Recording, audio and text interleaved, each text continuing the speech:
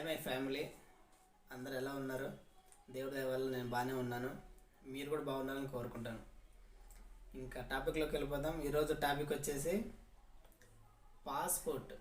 Police వెరిఫికేషన్కి వస్తాడు కదా పాస్పోర్ట్. మీరు పాస్పోర్ట్ ఆఫీస్కి వెళ్ళి అక్కడ వెరిఫై చేసిన తర్వాత ఒక 1 వీక్లోనో లేకుంటే 4 డేస్లోనో లేకుంటే 3 డేస్లోనో మీకు పోలీస్ వెరిఫికేషన్ కానీ వాళ్ళు పంపిస్తారు.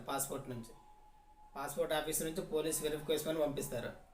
పంపించిన తర్వాత వచ్చిన పోలీస్ ఆఫీసర్కి లంచం అంటే తెలుసు కదా, బ్రైబ్ అని ఇంగ్లీష్లో బ్రైబ్ అంటారు.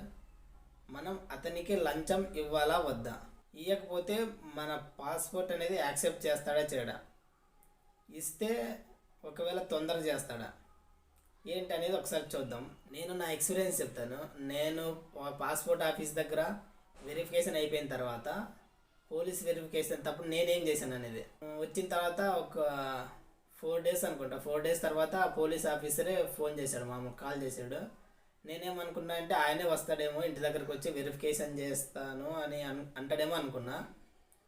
అయితే అతనుండి లేదు బాబు నువ్వు స్టేషన్ దగ్గరికి రమ్మన్నాడు. సరే కదా అని స్టేషన్ దగ్గరికి వెళ్ళిపోయాను. వెళ్ళిపోతే అంతకుముందే వాళ్ళు కనుక్కుంటారు అన్నమాట. పోలీస్ ఆఫీసరు కనుక్కుంటారు మన డీటెయిల్స్. మన ఊర్లో కొంతమందిని కనుక్కుంటారు వాళ్ళు. ఏమని, పలానా ఇల్లు గురించి, మన ఇంట్లో డీటెయిల్స్, మన గురించి, అంటే ఏమైనా గొడవలు కానీ ఎక్కువ కేసులు కానీ ఏమైనా ఉన్నాయా లేదని మన ఊర్లోన వాళ్ళు ఎక్కడో కొంతమందిని కనుక్కుంటారు. అతను పోలీస్ ఆఫీసరు మనకి కాల్ చేయకముందు పోలీస్ ఆఫీసర్ కనుక్కుంటారు మన గురించి బాగా. కనుక్కొని తర్వాత మనకు కాల్ చేస్తాడు. కాల్ చేసి బాబు ఇది పరిస్థితి, నాకు కాల్ చేసి మాట్లాడాను. సరే ఏంటి చెప్పండి అంటే, నువ్వు పోలీస్ వెరిఫికేషన్ ఉంది కదా బాబు, పాస్పోర్ట్కి అప్లై చేసావు కదా, స్టేషన్ దగ్గరికే రా అన్నాడు. స్టేషన్ దగ్గరికి రమ్మంటే సరే కదా అని వెళ్ళాను. స్టేషన్ దగ్గరికి వెళ్ళకముందు కొంతమంది నాకు చెప్పారనమాట. అంటే ఆ పోలీస్ వెరిఫికేషన్ కోసం అతనికి 1000, 2000, 1500 తీసుకెళ్ళి అతనికి ఇవ్వు, తొందరగా చేస్తాడు, అది ఇది అన్నాడు. అది కొంతమంది అన్నారు నాకు. ఇంకా అలాగనుకుంటే నాకు చాలా బాధేసింది, అసలు చాలా సిగ్గు కూడా వేసింది అనుకోండి. ఎందుకంటే నాకేమో పాస్పోర్ట్ కావాలి, మనీ తీసుకెళ్ళకపోతే ఆయన రిజెక్ట్ చేస్తాడేమో, లేదంటే చాలా లేట్ చేస్తాడేమో, వాళ్ళు మన వెరిఫికేషన్ చాలా లేట్ చేస్తారేమో, అది ఇదని డబ్బులు తీసుకెళ్ళు, కొంచెం అతనికి ఇవ్వు, తొందరగా చేసి పెడతాడు, అది ఇది అన్నారు.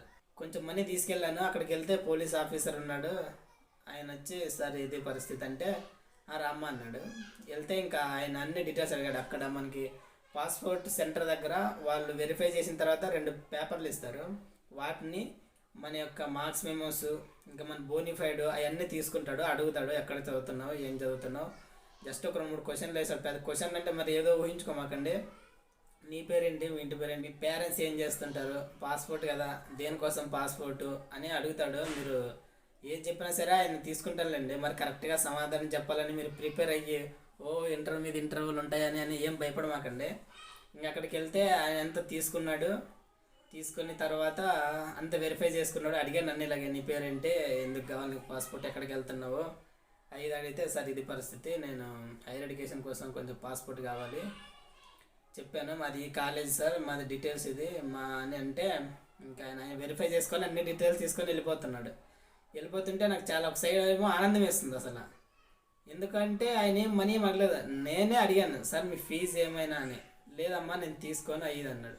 అసలు ఎంత సంతోషం వేసిందంటే నాకు అంత సంతోషం వేసింది అసలు నిజంగా. అసలు కొంతమంది చెప్పారు నాకు, ఒక 500 కానీ 1000 కానీ 1500 తీసుకెళ్ళి ఆయన చేతిలో పెట్టి ఆయన తొందర చేసి పెడతాడు, లేదంటే చాలా లేట్ అవుతుంది, ఒక్కొక్కసారి వాళ్ళు పక్కన ఎక్కడో పాడేస్తారు నీ అప్లికేషన్ని వెరిఫై చేయకుండా అని చెప్పారు. అలాగని నేను డబ్బులు తీసుకెళ్ళాను ఇంకా ఆయన వెరిఫై చేసిన తర్వాత సార్ ఫీజు ఏమన్నా ఇది అన్నాను. నాకైతే ఒక సైడ్ బాధగానే వేసింది అడిగేటప్పుడు. ఆయన లేదమ్మా నేను తీసుకొని ఇది అన్నాడు. ముఖం మీదనే అడిగాడు, నేను తీసుకోనమ్మా అది ఇది అన్నాడు. ఇంక నాకు చాలా ఆనందం వేసింది అసలు. డిపార్ట్మెంట్లో కూడా చాలామంది పర్ఫెక్ట్ పోలీస్ ఆఫీసర్స్ ఉంటాయని నేను కళ్ళారా చూసాను. అసలు పోలీస్ స్టేషన్ నేను ఎప్పుడు వెళ్ళలేదు. అసలు పోలీస్ స్టేషన్కి వెళ్ళేంత అవసరం ఏమి రాలేదు. అప్పుడే ఫస్ట్ టైం నేను పోలీస్ వెరిఫికేషన్ కోసం పోలీస్ స్టేషన్, మాకు దగ్గరలో ఉన్న పోలీస్ స్టేషన్ దగ్గరకు వెళ్ళాను. చాలా ఆనందం వేసింది. పోలీస్ ఆఫీసర్ని మేము మామూలుగా నెట్లోనో లేకుంటే సోషల్ మీడియాలోనో ఏదో చెప్తానో పేపర్లో చదువుతానో చూశానులే, కానీ నేను కళ్ళారా చూశాను ఆ రోజు. ఆయన బాగా నా దగ్గర అయితే అసలు ఏం డబ్బులు తీసుకోలేదు, అయిపోయిందమ్మా వెరిఫికేషన్ అయిపోయింది, నువ్వు వెళ్ళిపోయేది అన్నాడు. ఇంక సంతోషంగా నేను ఇంటికి వచ్చేసాను. ఇది ఫ్రెండ్స్ జరిగింది. మీరు కూడా ఖచ్చితంగా డబ్బులు తీసుకెళ్ళాలనేది ఏం లేదు. ఎక్కడో కొంతమంది ఉంటారు, కొంతమంది తీసుకుంటారు, అలాగనే అందరూ లంచం తీసుకుంటారు, అందరూ దానికి ఆశపడతారని అని మాత్రం అనుకోమాకండి. మీరు కూడా మీరు లంచం ఇచ్చినా ఇవ్వకపోయినా మీ పాస్పోర్ట్ మీకు వస్తుందని మీరు దృష్టిలో పెట్టుకోండి. ఎందుకంటే మీరు అప్లై చేశారు కాబట్టి, వెరిఫికేషన్ చేసి వచ్చారు పాస్పోర్ట్ ఆఫీస్ సెంటర్లో మీ డబ్బులతో, కాబట్టి వాళ్ళు ఖచ్చితంగా వెరిఫై చేయాల్సిందే. ఏదో అక్కడక్కడ కొంతమంది పాస్పోర్ట్లో డబ్బు కాసుపడి ఈ లంచాలను కోరుకుంటూ ఉంటారు అనమాట. ఎక్కడో కొంతమంది, అందరూ ఉండరులేండి, చాలామంది, చాలా తక్కువ మందే ఉంటారు. అది కూడా లంచం ఇస్తే తొందరగా చేస్తారు, ఇవ్వకపోతే చాలా లేట్ అవుతుంది. ఈ రకమైన ఐడియాలు ఏం పెట్టుకోవద్దు అసలు. ఏముంది మహా అయితే ఒకవేళ సరే లంచం ఇచ్చారనుకోండి, లంచం ఎలాగైనా సరే ఓ 15 డేస్లోనో ఓ 20 డేస్లో వస్తుంది పాస్పోర్ట్. లంచం ఇవ్వకపోతే ఏమవుతుంది, కొంచెం లేటుగా, ఎక్కువేం అవ్వదు అసలు. నాకైతే కరెక్ట్గా 1 మంత్ అయింది. ఆయన వెరిఫై చేసి వెళ్ళిపోయిన తర్వాత కరెక్ట్గా 20 డేస్లో వచ్చింది. నేను పాస్పోర్ట్కి ఏమో అప్లై చేసినప్పటి నుంచి నా చేతికి పాస్పోర్ట్ వచ్చినప్పటికీ 30 రోజులు పట్టింది, దాదాపు 30-29 అలా అయింది.